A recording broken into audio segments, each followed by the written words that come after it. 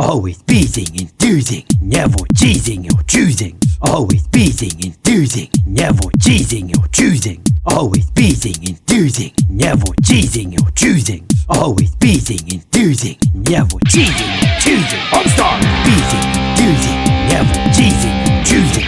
Always beating, enthusing, never cheesing or choosing. Always beating, enthusing, never cheesing or choosing. Always beating, enthusing, never cheesing. Homestar!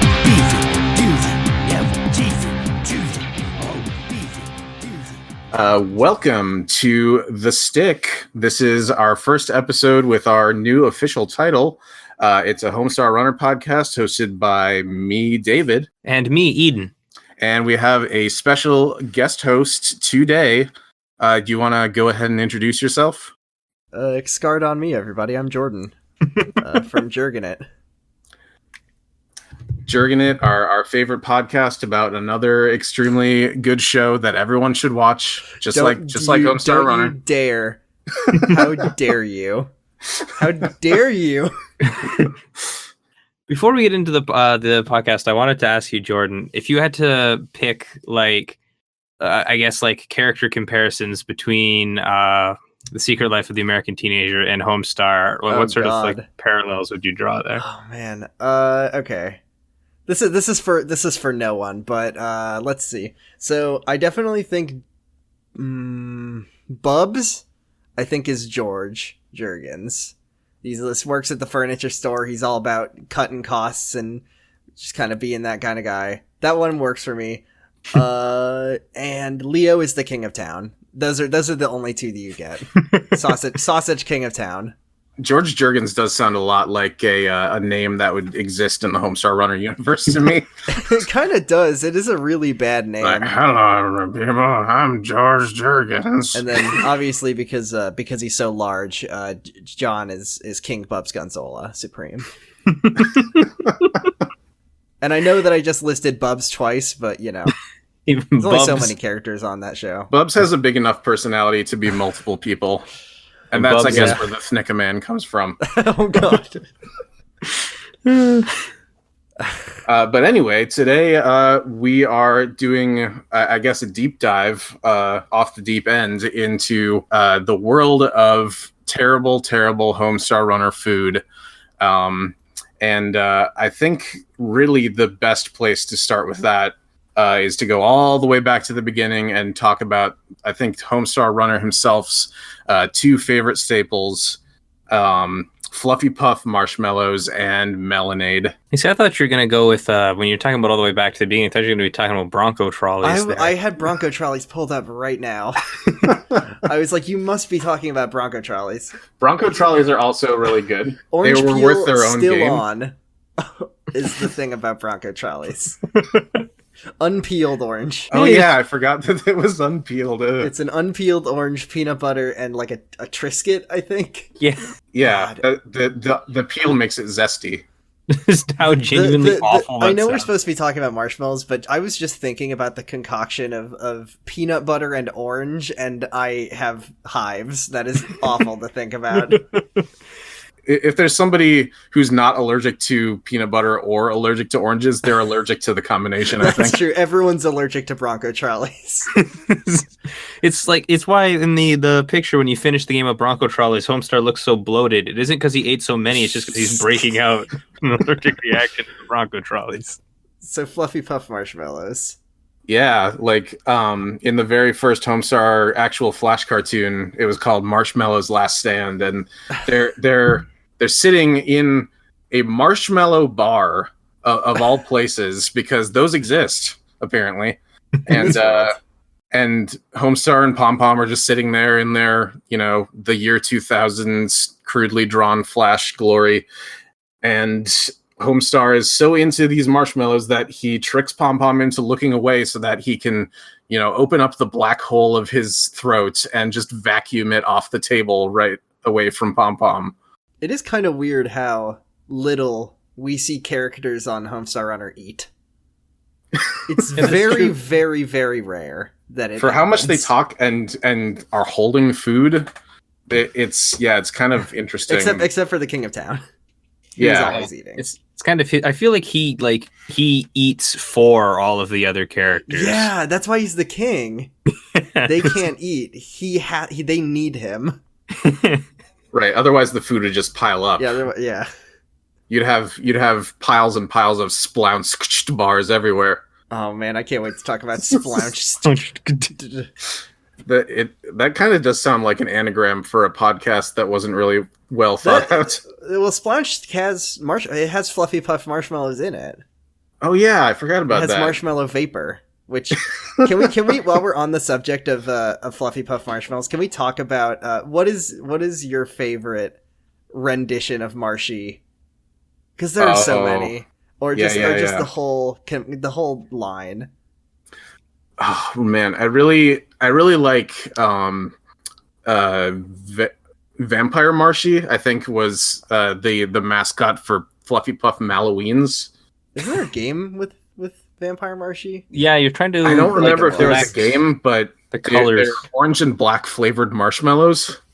The two good flavors. Yeah. I'm a big fan of. I'm not really Marshy, but I am a fan of Fluffy Puff Nibblers or whatever they're called. I'm The little 3 mini years old. Good for hot chocolates and small type babies. My personal favorite is probably the red. What is it? The red gelatin type substance where he comes out with that horrible voice filter. I love how Marshy just sort of over the course of Homestar Runner just got creepier and creepier and creepier until even the characters started acknowledging how terrifying Marshy is. Whichever the one is where he goes, "I'll scare your dad," is probably my favorite one, actually. Now that I think about it, I think that the tagline for the gelatin Marshy was "I'm an abomination." Yeah. Was that also the one where he says, "You can't destroy me"? Or no, that was the vapor. I think. Yeah, I think that was the vapor. Jeez. So Melonade, does this sound like an appetizing beverage to either of you? Because I think it sounds great, but It's I just like melons. melon lemonade. I think so. Yeah. Depends on the type of melon. like it starts off the Oh way. yeah, that's a good point. There's lots of melons, and some are better than others. But there is that one free mail where they have like all the different flavors of Melonade, and like some of them don't sound very good. Like was one of them like they had like cigarette or something like that, like a bunch of awful flavors of Melonade. Let's see. Oh, okay, man. I have a list. There's Athletic Berry Blast, Butt One flavor, which is cigarette butts, Costa Latte Froth, Original Throat Closers, Quadruple Triple Melonade, Sizzlin' Bacon Guava Quench, and Taco Annihilation. Okay, so really they did open up the market there to everything, especially throat closers. I feel like is the most adventurous flavor Is for that me. extra sour, I guess? The throat closers was a powder that you was applied directly to the esophagus. It's kind of the bubble jug of Melonade. Yeah. Oh god, bubble jug. That brings up another good point, which is how a lot of this is like, just like everything else on Homestar Runner, it's just completely referential to some piece of, consumerist or pop culture. That's true. Like the one thing, because I know that in that same episode where he lists off all the different Melonade flavors, they have a bit where he's signed into a contract where he's forbidden to drink. To drink something or bathe in any other liquid? And like he mentions that it's like really painful to bathe in Melonade. It's that throat closer. Really, it's to drink, talk about, or bathe in any other liquid. He can't talk about. Yeah, that's why he's not allowed in the ool. Notice there is no take a crap in it. Please keep it that way. But, God. So, like, do you suppose then, like, Melanade's if it stings his skin to bathe in, is Melonade carbonated? Probably. It comes in a can. It could be. So it's like so now when you describe a melon flavored carbonated beverage, now I'm thinking Homestar's been drinking like Ramune all these years, and we've never known it. Oh yeah, there is melon flavored ramen. That's the only melon flavored drink I can think of. Yeah, because they've got like the really like expensive variety of melon over in Japan. Elon Musk melons and Yeah, Yeah. Elon Musk melons. Elon Cantaloupe. I'd like to point out that on the Homestar Runner wiki page for Melonade, it describes the etymology of the word Melonade, where it just says Melonade derives its name from the similarly formulated drink lemonade, which is made from lemons rather than melons. In addition, melon and lemon are anagrams. Like, I just want to know the one person who didn't know the joke behind the name Melonade and had to come to be there so they knew it was parentheses lemonade was the joke of Melonade. The joke of Melonade, lemonade. I think I think that's like a theory. It's like an epic Reddit fan theory on Homestar Runner. It's like, I think I cracked the code. Switch the two letters around and Melonade spells lemonade. Oh, I'm brain blasting. That's just such a wiki thing to do, you know. Like, there's that blog, thanksbulbapedia.tumblr.com, where it gives you, like, Bulbasaur is a portmanteau of bulb and dinosaur. My favorite is on the Harry Potter wiki. There's a page for watermelon. And it's just like, watermelon is a sweet type of melon, popular in whatever. In chapter whatever of Harry Potter and the whatever, who gives a fuck, Harry eats watermelon flavored beans, and it's like, you are doing me a great service, Harry Potter wiki. I never would have known that there were watermelon. Apparently, for a little while in the Harry Potter wiki, not to get like too off topic here, but there was a page for like some like really serious, I think like the Rwandan genocide, and they just oh my gosh, they made a page for it. They just described, like, basically copy pasted it, and then at the very end put Harry Potter and the other members of the wizarding world did nothing to stop the Rwandan genocide. Okay. Every wiki, if it's up to, it's like if a wiki has a dedicated enough fan base, it will just become regular Wikipedia, but at the end it says how that topic is related, if at all, to the subject. What I need to know is if that Harry Potter wiki has Smash Mouth's All-Star as a page on it, because probably. I think it was my friend Colin that made a post on Tumblr about how the date that they defeated Voldemort roughly matches up with the day that song was released. It's a celebration song. Yes. What if it was called All Scar? Because the scar. Think about it. This has nothing to do with Homestar Runner. No, let's get back to the podcast. In addition to Melonade, there's also Piemonade. Or Peenade. Yeah, Peenade. Around the office, it is best known as Peenade, according to the wiki. It's concocted of a slice of pie stuck in a glass of lemonade with lots of ice cubes in it and a lemon wedge on the side. My favorite thing about the foods of Homestar Runner is that generally there are photographs of the food.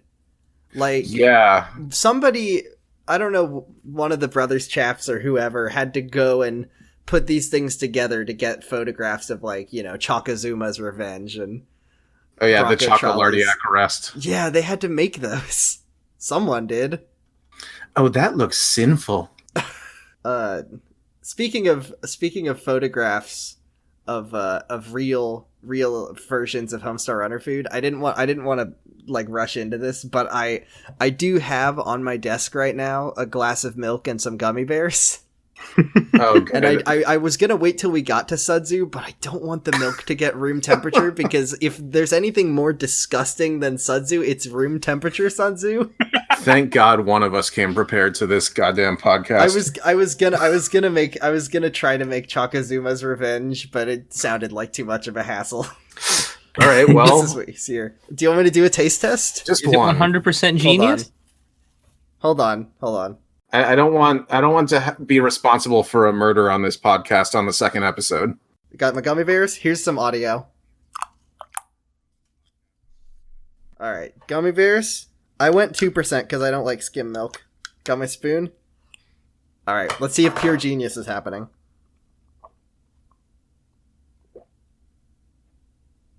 You know what? You know what? It just kind of tastes like milk. Let me get to the gummy bears. Hold on. Yeah, I feel like a true sip involves at least one bear. Oh! I got to the bears. I hate it. Oh, they got really hard. Because Oh yeah, I suppose because it's cold. Oh, what a waste of gummy bears. I think it was the weekly fan stuff tab in the homepage. After the Sudzu email came out, they waited a week and just left the Sudzu on the counter. That is the worst thing. Okay. They let Folks the at gummy home, bears soak up all of the milk. if you want to try Sudzu, here's the good thing. Once you get to the hard, milky gummy bears, and you can't chew them, you can just drink the rest of the milk and it washes it right down. That was awful. It's convenient that way. Yeah, you know, Pure genius. I feel like we should probably explain the context of Sudzu now that we've talked about it for about 5 minutes. Oh yeah, for sure. So it is a mixture of skim milk and gummy bears. I don't remember why it was brought up, but it's apparently the cheat's favorite bedtime snack. It's just they were talking about his bedtime routine. Oh yeah, And he can't fall asleep without his glass of Sudzu. He needs Sudzu and a disgusting sponge that he calls the Denzel. The Denzel, covered in Band-Aids. Also, can I say the Cheat's adventures in Moses Malone Land might be one of the all-time funniest sentences just from Homestar, period, for me. Wonderful. Especially when read in the powered by the Cheat strong bad voice. Cheat ventures in Moses Malone Land. He sleeps in the King of Town's grill, right? Is that still the case in that email? Yeah, they tuck him into the grill with his glass of Sudzu and the Denzel. And they tell him stories, and then they toss bug bombs at him to force him to fall asleep. You know, Strong Bad's a really good parental figure to the Cheat. Yeah. I mean, he kicks him all the time. He's willing to make, all these disgusting things for him. And then eventually just do exactly what he wants. Toss bug bombs at him if that doesn't work. But he does keep, the Cheat in check by occasionally taking away some of his privileges, like watching TV in the crisper drawer. Yeah, they do really make the Cheat one of the few characters who who Strong Bad is actually like nice to. Like he's even mean to Strong Mad more than he's mean to the Cheat. Let's not forget the fact that Strong Bad constantly kicks the Cheat very far. That is true. That is a notable part of Strong Bad's relationship. They did make a stuffed animal specifically for that purpose. Yes. I'm gonna see if there's a page on the wiki for Strong Bad Cheat relationship. I'm gonna see if there's a archive of our own fan fiction on Strong Bad. I'm just kidding. That's horrible. There certainly is. I'm gonna say that right now. Like, there's no way there isn't that. I've never looked into the idea of Homestar Runner fan fiction. And yes, there is a page for Strong Bad and the Cheat's relationship. It says, Strong Bad and the Cheat's relationship is a mix of several feelings. While they often work together, they're not always kind. Sometimes Strong Bad hurts the Cheat, both emotionally and physically. It's an emotional relationship problem for Strong Bad to call the Cheat out on his bad cartoons. But sometimes he gives him a pizza trophy. That's true. Or did he ever give him a pizza trophy in real life? He gave him a trophy, and I think he gave him an iron cup full of Brunswick stew. Because I know that the Cheat gets a pizza trophy from his own animated Coach Z in one of the Powered by the Cheat episodes. I think he just got a trophy in the one that I think the pizza trophy was that he said, "I'm going to get you a pizza or a trophy or a pizza trophy." I think that was Strong Bad reacting to the New Boots cartoon. I think so. Or no. It was reacting to the same one where Coach Z gave the Cheat a trophy. And he said, I don't think it deserved a trophy. I don't even think it deserved a pizza. Maybe a pizza trophy. That's what it was. See, that's a food. Kinda. That's true, yeah. We're talking about pizza trophies. That is a food in the Homestar universe. So there's a hot soup on Homestar's Eye in another one of the Power by the Cheat cartoons. They actually bring that up more than once. I don't remember what Strong Bad email it is, but there's on my eye. There's one where they have like a he like misreads an email that someone sends him, and he goes like, pour hot soup in Homestar's eye, hey, whatever his name is, and then he has to go back and reread the email again. I think that was the one, the original email for Sweet Cup and Cakes, because the email was from Steven. Or no, it was a different one. It's the email was from Steven. He said, pour hot soup in Homestar's eyes, eh, Steven? And you could click on A Steven, and it would bring up a picture of A Steven. You know, the fancy version of A Steve. It's the A Steve at the A Steve during job interviews. at sports interviews. Should we go ahead and get into King of Town specific food? Because I feel like there's a lot there. This is a long list. Well, the first one on the list here is animal fat, but spelled with a PH. Animal fat. What animal? No one knows. Its description on the list is a food apparently made of animal fat. Anything with butter in the name is the next one. Also, he does eat just sticks of deodorant, which is like I think one of the grossest things that Homestar Runner ever had on that website was King of Town just eating the deodorant. Oh yeah, didn't he think it was white chocolate or something? Well, no. it was Strong Bad has a stick of deodorant filled with white chocolate that he's gonna eat in front of the King of Town to make it seem like he's eating deodorant, and then the King of Town is just scarfing down entire sticks of deodorant. What I like is that he's spraying spray deodorant into his own mouth. That brings me back to high school, where people would just run through the boys' locker room spraying their terrible Axe body spray everywhere. Oh yeah. So the entire locker room would smell like hockey and Phoenix scent. I was really afraid you were about to stop after that reminds me of high school, and I was just going to have to live with the idea that you ate deodorant in high school. You know, it was a near thing. I think just breathing the air in that room was pretty close to eating deodorant. That's fair. I mean, like, I'm pretty sure at some point any of those like elementary school boys' gym class locker rooms are like 80% Axe body spray. You need a gas mask to get in there. Is that still the case? Like, I went to high school between 2003 and 2007. So that I feel like that was kind of the peak time for Axe body spray, but I also don't know if it's still a thing. I mean, it wasn't when I was. It was bad in middle school, not in high school. I'm gonna be honest here. I've not been in a high school locker room in a while. So yeah, it's been.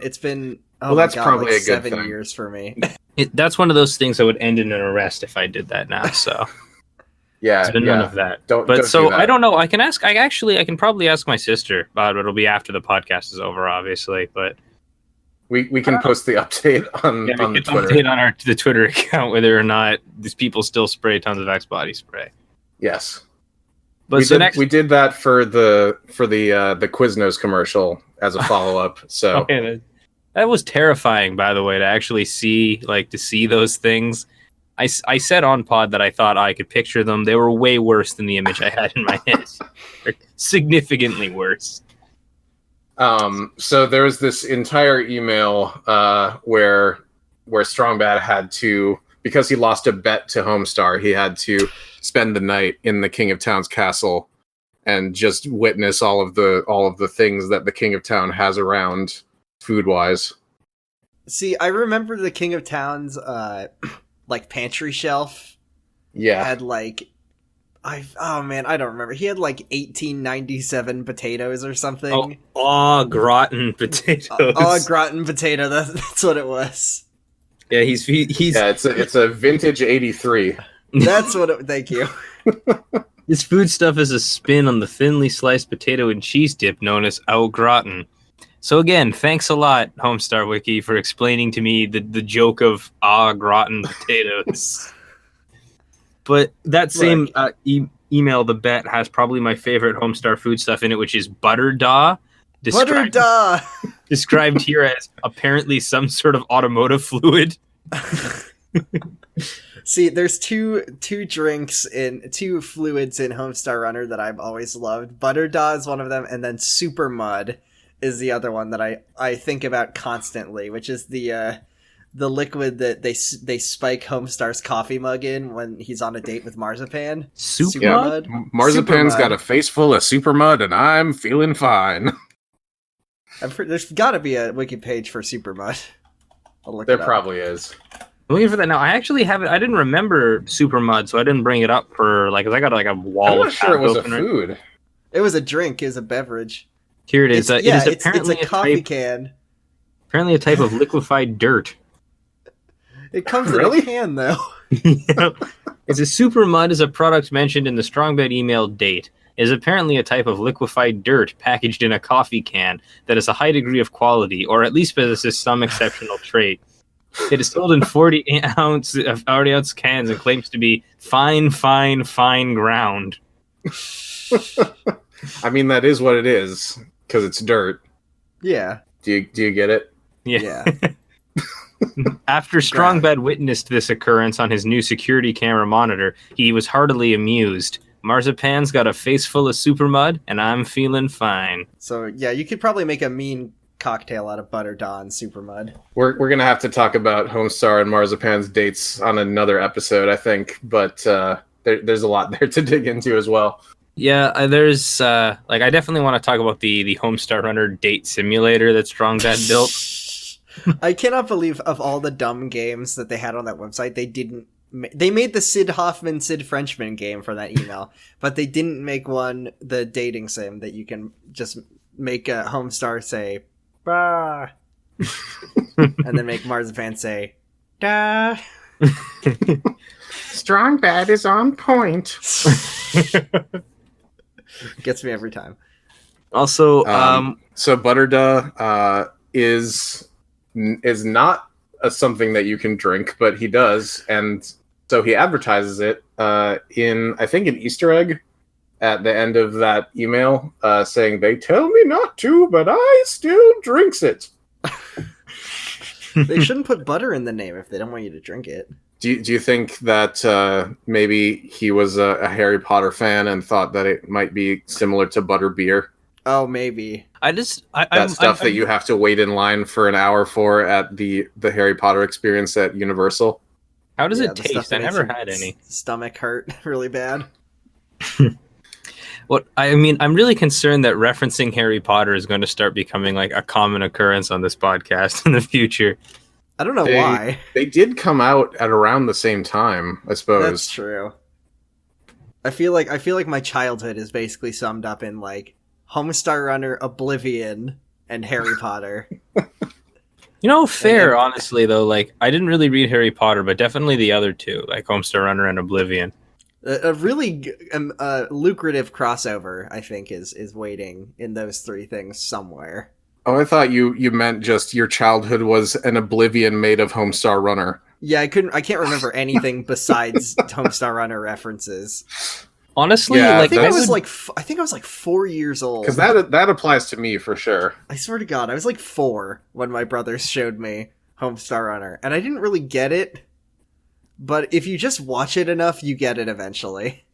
Yeah, it's definitely like a grower kind of humor in the whole kind of the whole show. The weirdest thing is that the first short, like I don't know how old my brothers must have been. I was like preschool.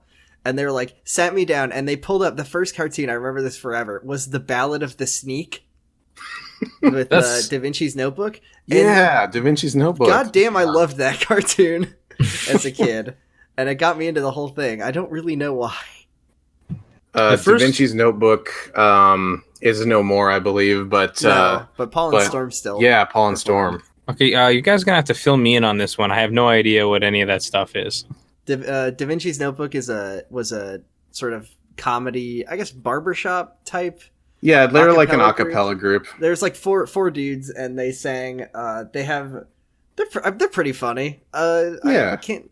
They had the famous song of Enormous Penis that high school really thought was hilarious. And they had one called Title of the Song, where it was just a generic love song with all of the words taken out and replaced with like placeholders. I like there's one that's sort of a gospel song called Magic Kingdom in the Sky that is about Disneyland. That one's pretty funny. Yeah, I have not heard any of this. I'm gonna have to go back and like listen to that now. Yeah, and then yeah. Paul and Storm came out, and now it's just these two guys who are comedy musicians, and they kind of became well known as the opening band for Jonathan Colton, who you probably know. Yeah. Okay. I think they're better than Jonathan Colton to me. They definitely have more straight ahead like actual comedy, I feel like, in their music. I guess Jonathan Colton is a really kind good, of like really good songwriter. Yeah, he is. I don't know why we're still talking about this, but I know Paul and Storm have a song called "Write Like the Wind," which is telling George R. R. Martin to write his books faster. And there's I swear to God, you can find it on YouTube, a video of them performing that song, and George R. R. Martin comes on stage, smashes their guitar, and leaves. and then they there's a line about how he makes them say that he's not their bitch. Which is extremely good. I like to hear it. Man. To get back to Butter Da, I think my favorite part about it is that the disclaimer that they give at the end in the really fast voices, Butter Da is no Hasha Bush Push, Leopold. Like, it's just... Yeah, that's the text that appears on screen. Like, all you hear is, the fast talking, just mumbling like Butter does. But on the screen says Butter Da is no Hush a Bush Push Leopold. Good. It's extremely good. Yeah, so he also just straight up eats cocoa butter. That's a thing that is done. Which I feel like you can eat. I don't know what butter. cocoa butter tastes like. It's a main ingredient in white chocolate. Yeah. Is it not a main ingredient in regular chocolate? That's just straight cocoa. I don't think so. Because cocoa butter is just like the oil taken from cocoa beans. I'm sure it wouldn't be that. I can't imagine that cocoa butter is as disgusting as Butter Da. No, it's not. It's not automotive fluid. No, a lot of people just use cocoa butter, I think, as a moisturizer. Or like a tan lotion. It's kind of like the slightly less hipstery version of coconut butter, which it's like one of those big cure-all food substances that people will use. Or like coconut oil. Yeah. I feel like it's definitely the most healthy thing the King of Town has ever eaten. Probably. Given that, according to this, he's also eaten cotton balls from a diorama and an entire bowl of corn dog batter. We know that he hates peas. That's true. He does hate peas. Is that the only food he won't eat? Probably. Do you remember the scene where the King of Town is sitting at a table, like he's tabling for the what is it called? His army. What is that army called? The municipality. The municipality, and he's just hooked up to like a breathing apparatus, and it's just hooked up to a tank full of gravy. Yeah. That one's good. So he's just suffocating otherwise because he's breathing normal air. Yeah. Oh, you're right. What I do like is if he doesn't eat, he can only breathe gravy. This is a thing that's actually I feel like this is actually some lore we've stumbled into here, because in Donut Unto Others, there's a bit where he goes, he says he's come back with his results from Taco Bell Nassau. And they said he needs to keep his caloric intake up. So I think the King of Town is some sort of weird science experiment that they're just allowing to live out its life in Free Country USA. Yeah, well, that's why the Free Country USA has a king. Yeah, of town. That's true. Free Country USA is a monarchy, so it's not really a free country at all. And they gave him a poopsmith to deal with the aftermath of all this stuff. I want to write one of those really stupid, dark children's show creepypastas about Homestar Runner now, about how they're all slaves to the King of Town and his insatiable appetite, and he was designed by scientists, and it's actually... It wouldn't be that hard to make Homestar Runner weird and creepy, seeing as how they live in empty field, and there's just one random concession stand in the middle of an empty field that's like the only place you can get food in the world. They do kind of lean into the whole, like, this is an alternate universe type thing. Yeah, there's quite a few cartoons on the site that I find have like a sense of unease to them. Yeah. Like, I always found, I don't know what the name of the tune is, but there's that one where he finds the Blubbos whale in the middle of the field. Yes! That one's always creeped me out. Like, it's genuinely made me feel, like, uneasy whenever I watch it. Like, if you came across that in real life, it would terrify you. You're just a crackly drive-through whale in the middle of a field. Field. I guess that is another place you can get food in Free Country USA is Blubbos. Does it ever actually, like, I know they always show advertisements, but there's no physical location for Blubbos. Like, can you actually buy? I imagine that eating Blubbos is kind of like getting to Sweet Puttin' Cakes. You just sort of order the food at the whale, then just sort of will it into existence. You think really hard about fast food, and then it's there. And of course, they're out of the blue toys for the kids' meal. I think that's like the eternal state. Is they're always out of that, and they have my favorite, one of my other favorite jokes, the isosceles fish sandwich. It is a very natural shape for fish to be in. The isosceles. My wife and I will be just constantly say to each other, "Well, I guess they're out of blue ones," and the other one will go. It's very good. That whole tune is great. There's a few old timey versions of pre-existing Homestar Runner food. Like there's Mr. Schmallow, who is the old timey version of Marshy. You can also he advertises Fluffy Puff Air Puffed Sugar Delights. And of course, what else should you top your sour cream with besides polymascot foamolate? Your soured cream. That is, I love that they're like, it's the most flammable substance known to man. It's flame pro-tardant. But you got to put it on your soured cream. A spoonful of baking soda. Yeah, and also feed it to your babies. Also, because I'm not banned from saying it on this podcast, I'd like to say, in the episode Donut Unto Others, Homestar's secret recipe for donuts is a piece of toilet paper with dog nut written on it. Oh, no! So can I just say John Arbuckle drank dog nut? See, that's so weird that one, though. I always think about Donut Unto Others because he does make donuts. He has them. It's like the only thing Homestar's ever done successfully. Yeah, is make donuts. Until the stand fell over and basically deep-fried his face.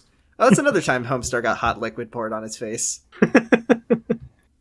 That's true. It is basically the biggest exposed part of him. He is kind of all face. He's all face with a little body. Is he wearing any pants? Because, I mean, it's been pretty much shown that he's not wearing any shoes. And No.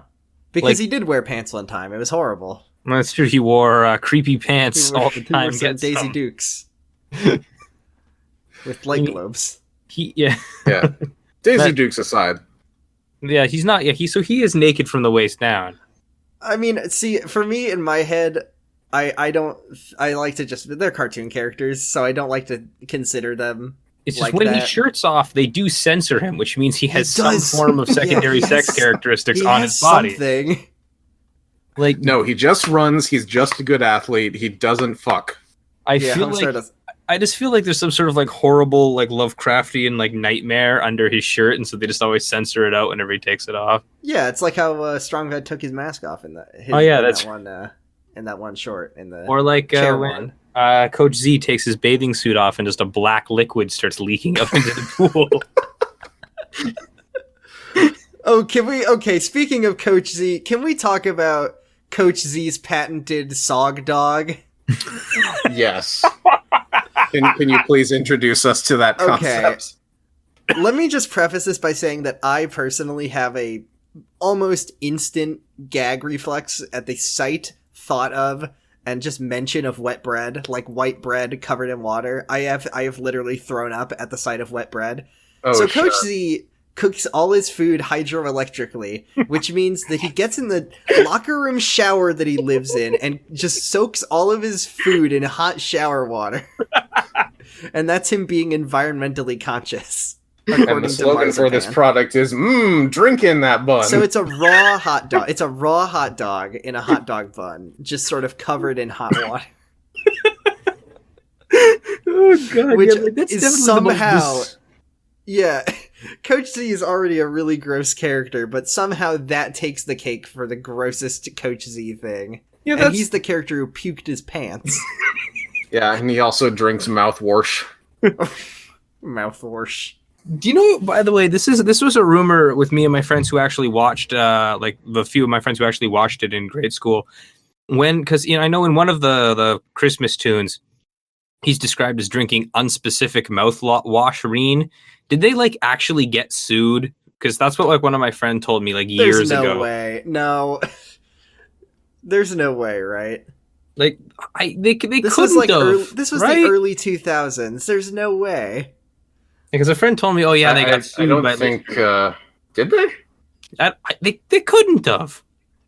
There's no way. Coach Z's been drinking Listerine. We have to do like a full episode on Coach Z at some point in the future. Like there's a really deep vein of content to be mined there. Yeah, Coach Z is sure as a character.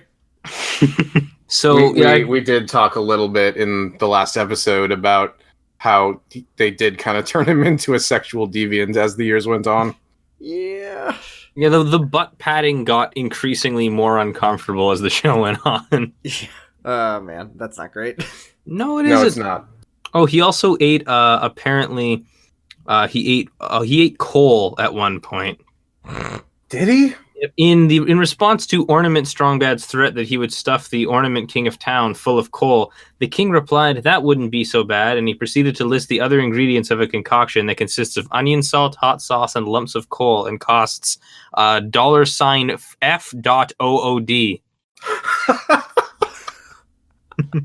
It costs food dollars. Yeah, from one of the Decemberween shorts there. Man, HR Wiki is a blessing for this podcast. Yeah, I think you two are in luck that Homestar Runner has like one of the weirdest, most devoted wiki teams in the world. It's intense. Yeah, Giants Confirmed, I think, is the other one who's just that lucky because of This Might Be a Wiki. I know there's also the lifetime supply of fish sticks that the King of Town ate that changed him from the svelte, trim Prince of Town into the overweight eating monstrosity of the King of Town. Yeah, they came out of a big ol' egg. And also the cheat was in that egg too, wasn't he? So that was, oh my god, is the King of Town's lifetime supply of fish sticks like the cheat's amniotic fluid?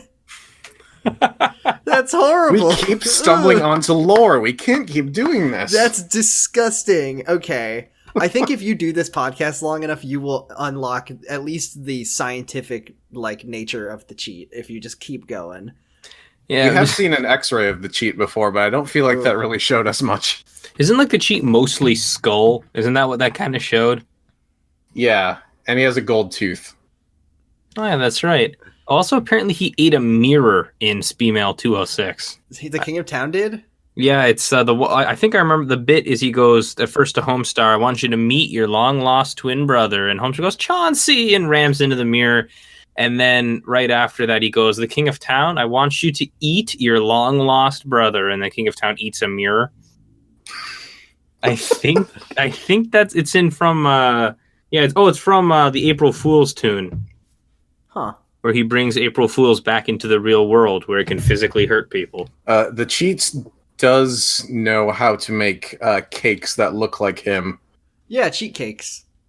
I'm really curious as to what a cheat cake is. See, the thing about the cheat cakes to me that's really interesting is that they are boxed in they have dedicated packaging. That's true. So I think he has a brand deal. Yeah, they have more steam and sugar than Grumble Cakes do.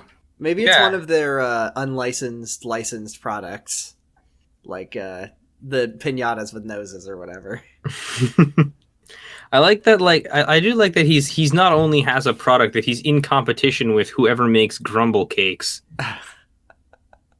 Who? Yeah, like, that was Kevin Grumbles. Only liars and thieves eat grumble cakes, and those people go to prison. Just ask the cheat. Just ask the cheat. What I like is that the cheat is both a liar and a thief. Like throughout the Yeah, so he must eat grumble cakes, and he must go, and he did go to prison. That's true. In Strong Medicine Goes to Jail cartoon. Yeah, which we actually got a question about this week, but I don't think we're quite ready for questions yet because I think we have just a few more foods that we should probably go through. Now, there's the motherboard for covered in 70% cacao from Nightlife that the King of Town eats. Do we want to go into detail about Splounched? Oh yeah, we should probably get onto that. Splounched. See, the thing about Splounched for me is that it's so close to sounding delicious, and then you get the pepperoni, and that just ruins it. The rich, creamy pepperoni. Do we want to say what's in Splounched? So the ingredients of Splounched: you start with a gaseous cloud of marshmallow vapor, covered in globules of semi-solid licorice colloid. Then those are suspended in a channel of liquid nougat, wrapped around a crispity cookity log, covered in rich, creamy pepperoni. And then on top of the pepperoni are individual tiny bowls of puffed rice cereal with spoons. And then that whole thing is covered in chocolate. And of course, the iconic shape of Splounched is Strong Bad's pants, but with a bite taken out of them for security.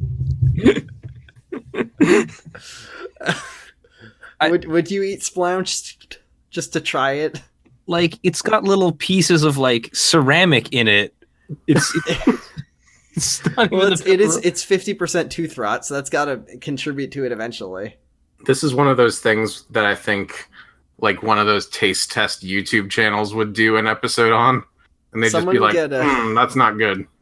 Someone get binging with Babish to make Splounched. Can you just put tiny pieces of bone china into a chocolate bar for us? With little tiny rice and spoons. Andrew Ray, come on the podcast. Just takes a bite and his mouth is bleeding. Try to cross-section this one, Andrew. You won't be able to We do got it. this Benji with that cross-section. It's just like shards of plaster falling out. This is not a member of the Clean Plate Club.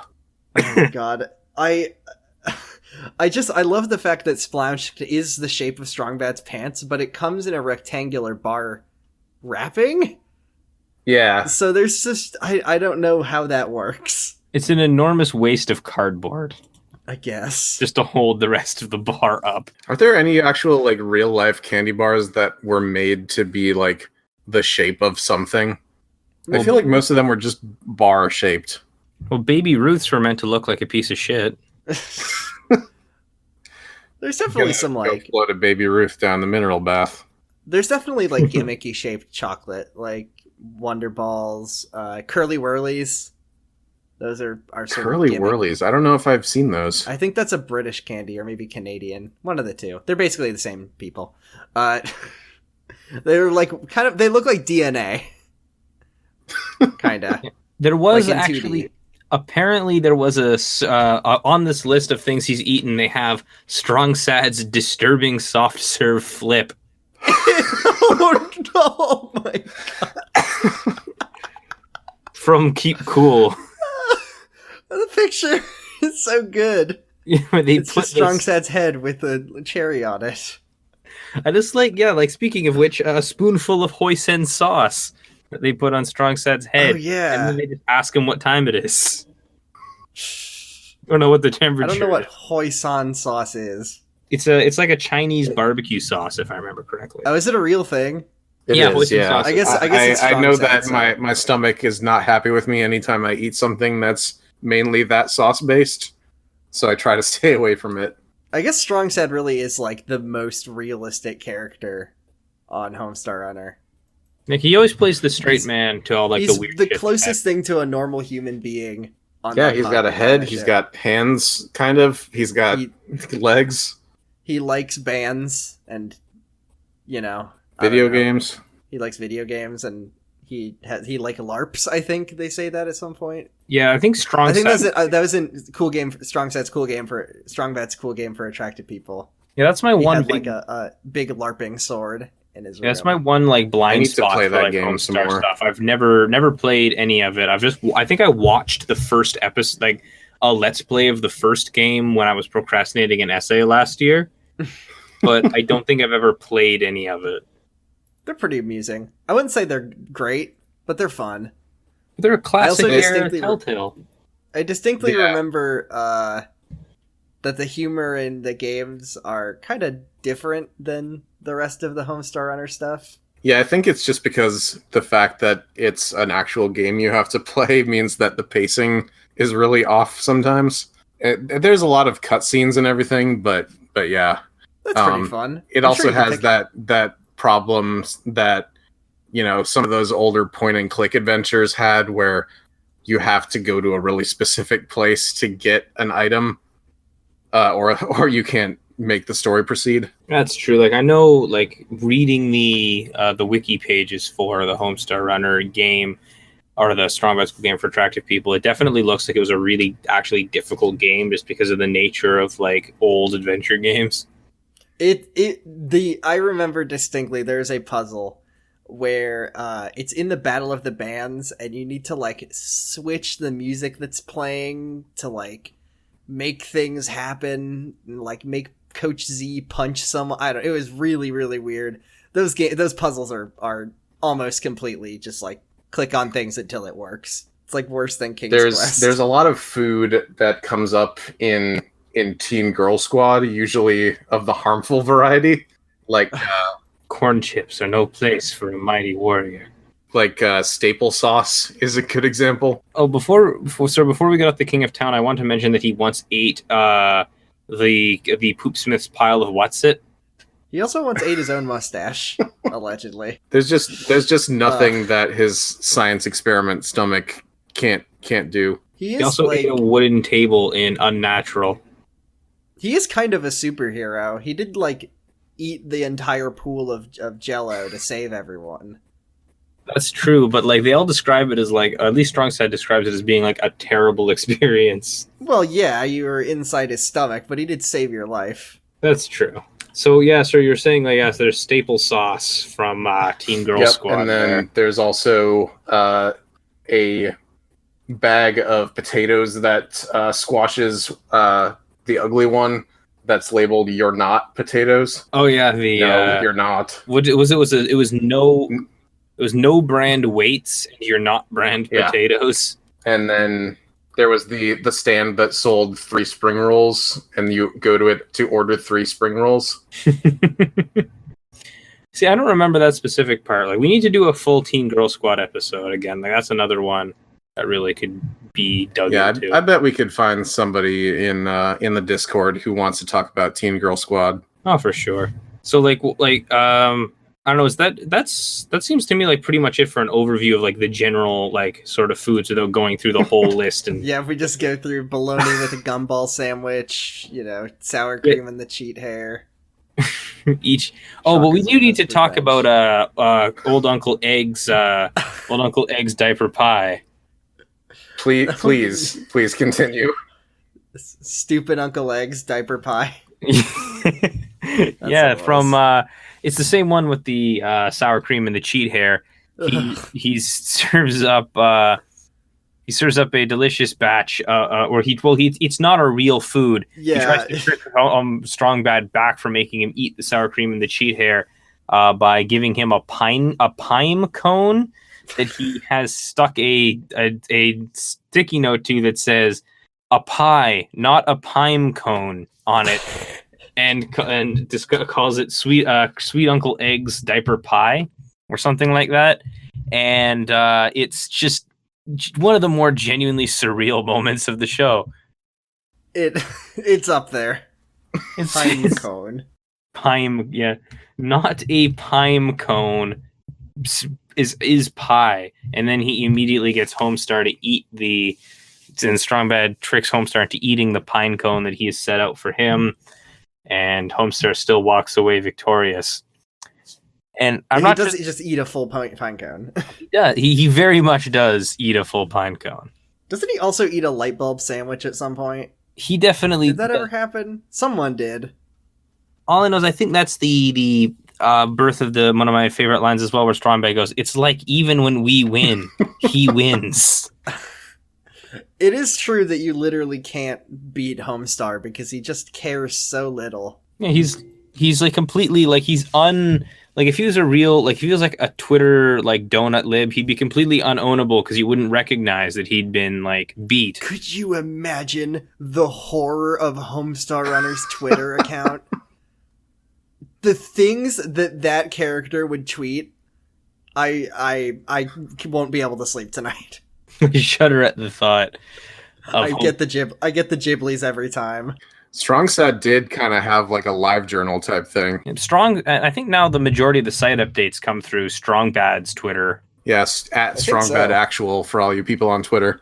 It's a good. I didn't know you could get account. to Twitter with just a command line.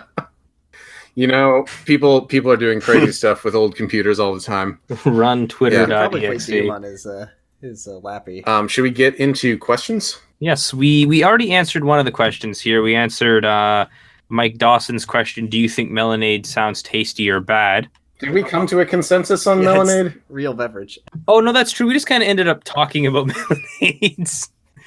So I would try plain old Melonade. I'm not sure I would try the taco flavored one. I would try triple double Melonade or whatever it was called. I would try the Guava Blast one there, the athletic Guava Blast. Yeah, sports drink Melonade I think try could that be one. pretty good. That seems fine. And then, so we have a question here from Crockabit here that says, how do you eat with normal sized hands? I don't know. I've never figured that out. I don't know how I'm supposed to eat with these waggledy knuckled monstrosities. Oh, finally, a new Discord name. My fingers are just like a toothbrush and a shrimp. So I can't really pick anything up. But if somebody does have normal hands out there, I'd be willing to. That can be another Twitter update, I think. I got a bucket and a megaphone, so I can sit on the bucket and yell at people. Should have picked guitars and laser beams. All right, so damn it! I should have picked guitars and laser beams. And our last question probably will take it's the only one that's going to take a longer time to answer. We've got this question here from host of HKIP, Brooks Oglesby, here with the question: What does Strongbad is in jail cartoon tell us about the ideology of the state in Free Country USA? Is Homestar fash, or can we understand the happenings as a potential alternative to conventional policing? So Strongbad is in jail cartoon. Let's talk about that. Does anyone remember how it starts? So, yeah, vaguely. So it was like it was Strongbad and the cheat steal the King of Town's crown, right? Isn't that what they get busted for? Or was it robbing Bub's concession stand? Or like I think it was it was the King of Town's crown first, and that's what they get in jail for. Did they take trivia time, or was that something else? That was something Trivia else. time, Pom Pom's dog. Maybe they kidnapped him in another episode. Yeah, it's definitely it was definitely a different episode because this. I remember how it goes now. Yeah, they steal the King of Town's crown. They immediately go to prison. They yell about how they were set up. Strongman frees them from prison. They try to rob. He just sort of picks up it's a cardboard box in Strongbadia with. I know that Homestar. I think it's this episode that Homestar imitates a car alarm. I think so. He just sort of walks up to them. Yeah. I'm sorry, but the correct answer was wayo wayo. That is a completely different episode that I'm referencing. That's going to happen a lot on this show. Is Homestar fascist? I don't think Homestar I don't think so. Homestar's just like a normal centrist. Like if he had political opinions at all. Homestar does not. Homestar is incapable of having political opinions. He's one of those like donut Twitter grifters who just kind of says nonsense and tries to get like liberals to pay them. I mean, Homestar has like a red, white, and blue, with a big star motif. So maybe he loves America the most. But he in that same. Maybe he is a fascist. In a more. Oh no. in more armies, when he's describing the Homestar Me, his main goal seems to be getting $5 from people who sign up. That's true. Which is why I think that's true. He's a grifter first and foremost. He is a proud American. He serves in the army. He has his own private army. Yeah, he's himself. Or is he a member of a paramilitary group? I think Homestar's he is. army is I think Homestar's army is just him, Strong Sad, Homstar, and an air popcorn machine named Benedetto. Yes. Yeah. That died. Don't you die on me, Benedetto. Wait. Benedetto Benedetto Mussolini. I think Homestar really is a fascist. Is that anything? I think we're on something. Is this something? Is this bit going somewhere? Can anyone think of any other ways that Homestar Runner could possibly be a fascist? I don't know. Honestly, I think Strong Bad is my best bet for being a fascist, honestly. Oh, God. Strong Bad. I don't like to think about Strong Bad's politics, but you're 100% right. Like, given his, especially the whole space captain face program thing where they try to sabotage the Italians. Yes, sabotage the sinister Italian space program. I don't know why, but the choice of Italian space program has always been really, really funny to me. Yeah, it's just like you couldn't pick a funnier country to be at war with their space program than Italy. What I like about it is that makes Strong Bad a cultural imperialist. He's trying to destroy Italy's space station. Because that whole thing's propaganda. Film. I'm trying to. I don't know where Italy's politics were back in the early 2000s, but I'm pretty sure that Italy's politically doing very bad right now. Yeah, it's weird to me. It's just because him doing that, because the whole space captain face cartoon is, in my opinion at least, a political propaganda ad to promote war with Italy between Italy and Strong Badia. Homestar may be. He may be one of those white collar Republicans, because just kind of the general demeanor he has as a coworker in the Biz Kaz Fry shorts. Well, that's one of the Puppet Homestar ones, right? Strong Bad's actually trying to work, and he's the guy who comes up behind him and he starts going, "What is up, my dog?" And he also got stuck in the water cooler that one time. Yeah, that's true. He's also, as he puts it, friends with the big cheese, ANCAP Pom Pom. That Pom Pom is extremely wealthy. Pom Pom is like one of the Krasenstein brothers, I think. He owns his own movie studio. Yeah, he's like Pom Pom owns Club Techno Chocolate, because I feel like he owns and DJs it himself. I think.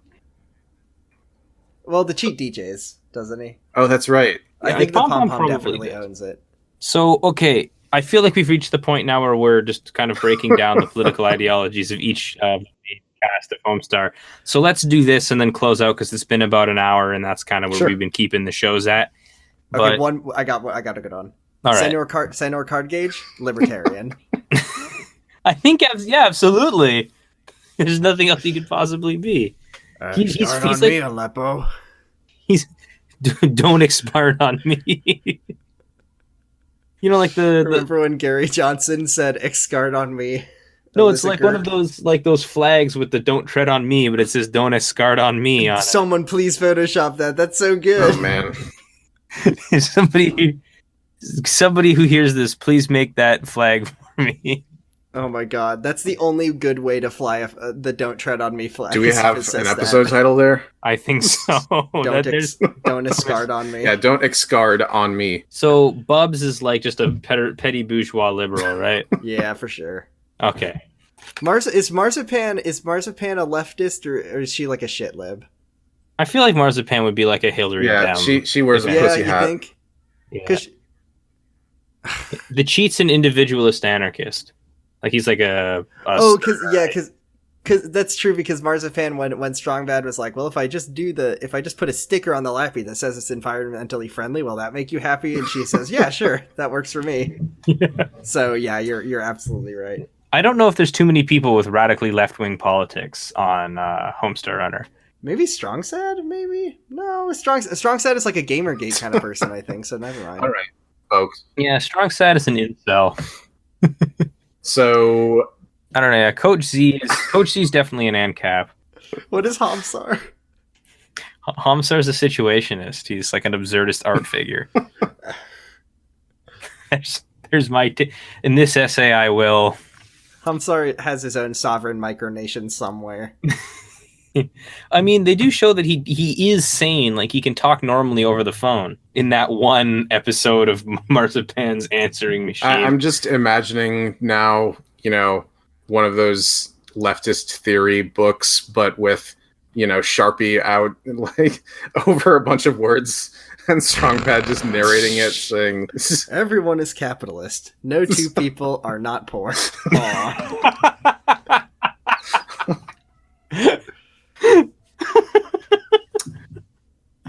Well, that's the stick, folks. Do you want to go ahead and take us out, Eden? Yeah, sounds good. Sorry if I cut you off there. That comes to the end of the stick there. Thank you very much to Jordan from Juergen It for joining us here today. Thanks for having me on. I don't have enough opportunities in my life to talk about Homestar Runner these days. No problem. We're always looking for guests right now, so if you ever want to come back on, just let us know. We're going to be posting things. I'm going to post a link to the Discord on the Twitter if people want to come in, because right now anybody can come on in, and we need, more people to talk about it and be guest hosts here with us. I'm going to be posting that up there. That is at the Stick Pod. And we thank you very much for the title song, which you will hear if you're listening to this after we recorded, obviously, from Hyper Chicken. It's called Always Beezing and Doozing. It's a remix of the email song of the same name. And you can find Hyper Chicken at soundcloud.com/commonsense-full-ep. They got some really good music on there. And you can also obviously find the original recording of our theme song there. And other than that, thank you very much to Summer from the Hakipkita Discord and from the Noise Space podcast, My Pod Cabbages, for doing our podcast art. And at any rate, this has been The Stick. My name's Eden. You can find me at TP_Albuquerque on Twitter or Turning Point Albuquerque on Tumblr. My name's David. You can find me at DAVVVD. Davd on Tumblr, or at Daves with 3 V's, DAVVVES on Twitter. And I'm Jordan. You can find me at Twitter at Bradipusrex, BRADYPUS Rex, REX, or on the podcast Juergen It, which I do with my brother, where we watch the ABC Family's Secret Life of the American Teenager and basically die every week. A little more. Yeah, listen to Juergen It. It's except don't listen to the newest episodes, because season 3 is awful, awful, awful, awful. Well, everybody, thanks for listening, and I guess we'll see you all whenever the next episode gets recorded. Yeah, we're trying to do twice a month. Insert end tagline here. We're still working on that. Yeah.